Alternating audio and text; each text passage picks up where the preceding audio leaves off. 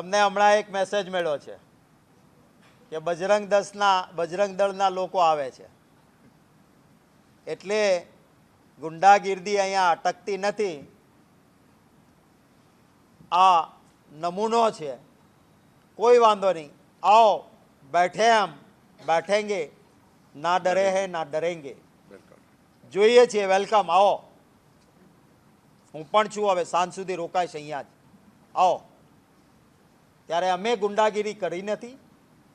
ગાંધીજીની વિચારધારાને સંપૂર્ણ સ્વીકારીને અહિંસક રીતે પણ અડગ રીતે જરૂર પડે મક્કમતાથી જ્યાં જરૂર પડે ત્યાં લડીશું.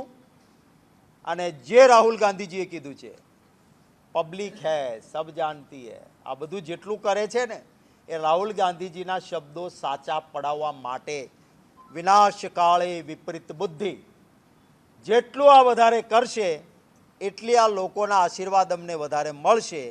અને આવતી વિધાનસભાની ચૂંટણીમાં ભાજપ હારશે અને એમના પાપે હારશે. એ વાત કરીને એક શિવ ભક્ત રાહુલ ગાંધીજીએ કહેલા શબ્દો સાચા પડશે.